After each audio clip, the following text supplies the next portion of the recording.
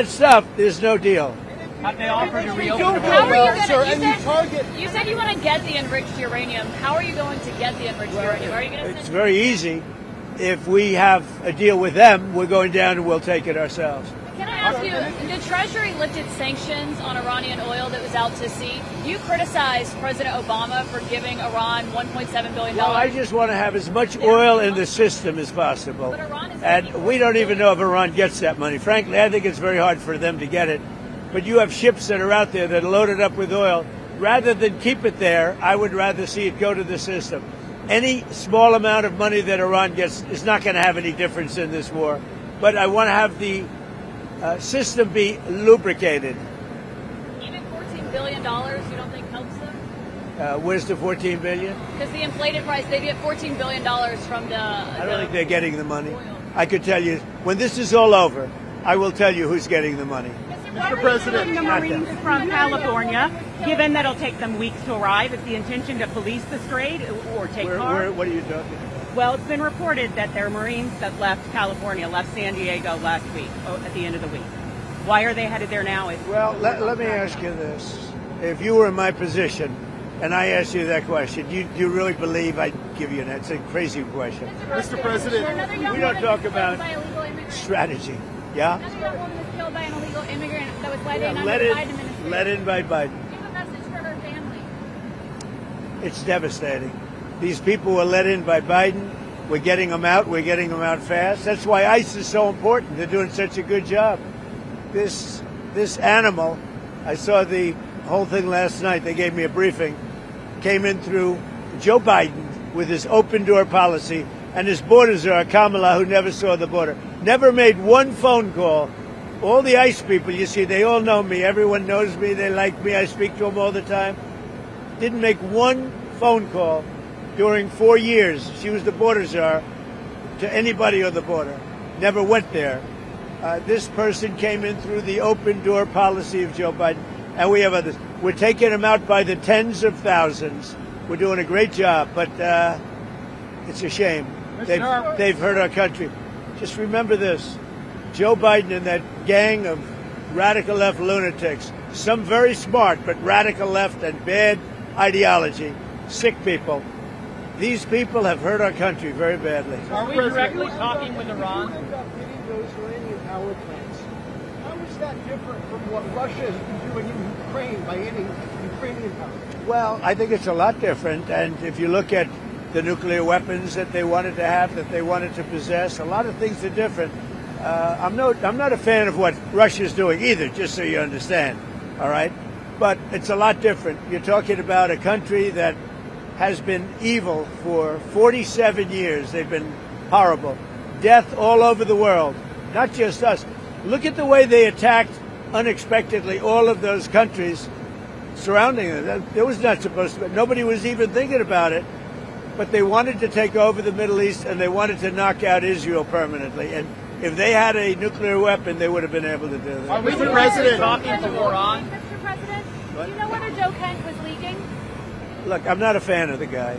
If you look at, and you never cover this, if you look at his truths or whatever he went on, if it's X or truth, if you look at his truths or his statements, he was all for everything. All of a sudden, he wasn't. He was a man that I met at Dover. He came and his wife was killed. He remarried fairly quickly. His wife was killed, and I felt badly for him. He ran for Congress, he lost. He ran for Congress again, and he lost. I said, you know, he's a guy, nice guy, seemed like a very nice guy. I met him. He was pretty heartbroken, But I said, you know, it's a shame. He ran for Congress twice. Call him up, give him a job in the White House. Smart. They gave him a job in the White House, and this is what he does to me, you know? Being a nice guy doesn't pay off too much. Mr. President. Think of it. He loses twice in Congress, ran not very good campaigns, should have won, but he loses twice. How do I get him? I have my people call him, because I didn't deal with him for the most part. I saw him a couple of times, but I never dealt with him at all. I had no idea his ideology was left or right, whatever it is. I can say this. He said very strongly that Iran is not a threat. Iran's been a threat for 47 years, and there's not a country in the world that doesn't agree with me on that. So I take this guy, Joe Kent, who lost twice for Congress, pretty badly and tough, and was devastated, and I know that he lost his wife.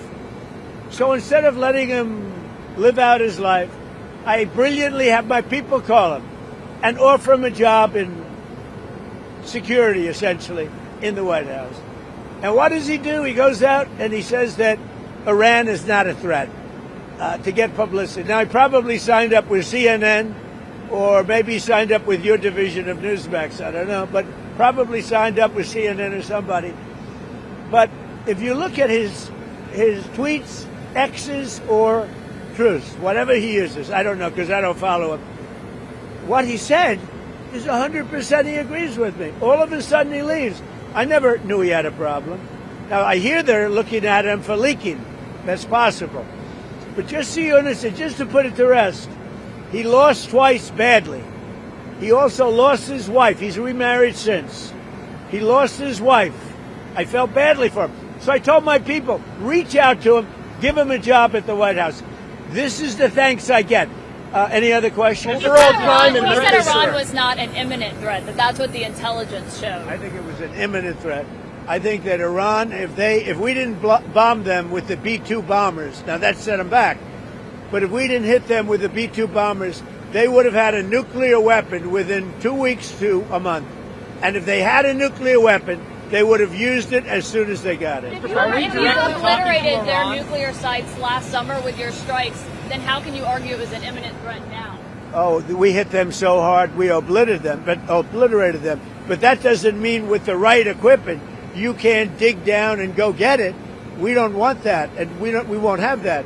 But we obliterated that site. They still haven't been able to get it. That was a complete success.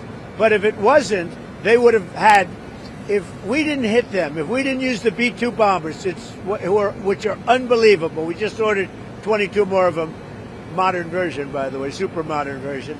If we didn't hit them with the B-2 bombers, they would have had, within 2 weeks of that attack, that's why we hit them, because we knew they would have had a nuclear weapon. They would have used it on Israel and the entire Middle East. Overall crime in Memphis is down 43% since you began this task force. Is this a template you think is working? Well, what I'm doing today, really, this was a little bit before, set up a couple of weeks ago. This was before we had this situation with Iran take place last night.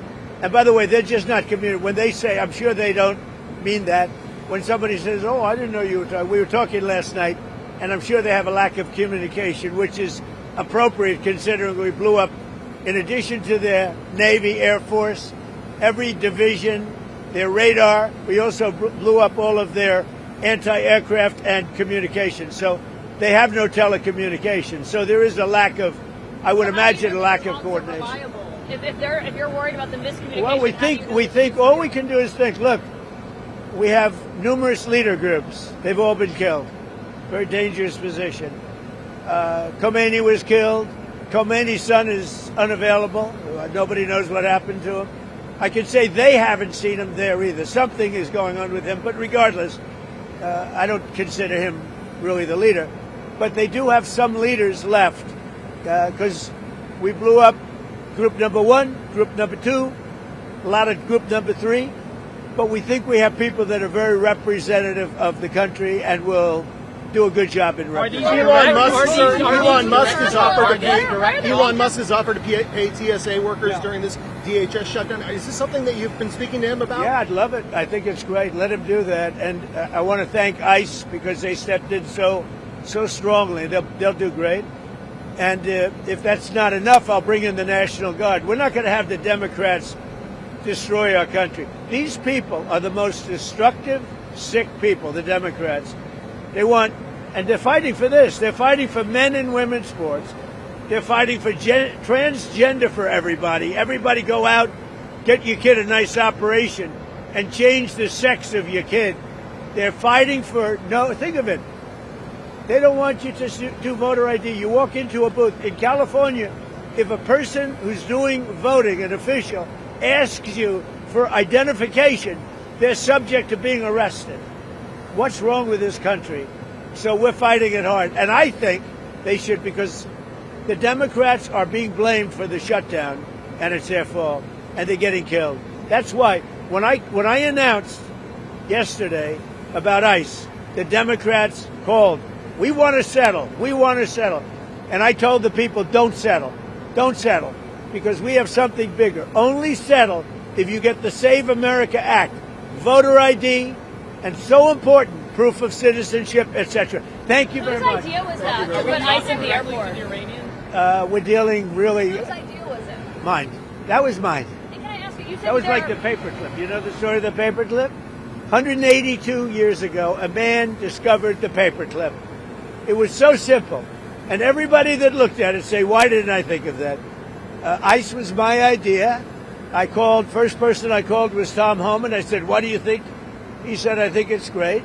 Then I saw today there was some masks on. I didn't think the masks were appropriate. I put out a statement and I asked them, would it be possible to take off the mask? Because they should wear a mask when they're dealing with the murderers and the thugs let into our country. You said there's many points of agreement with Iran right now. Many. What, can you give us a Many, few of those? like 15 points.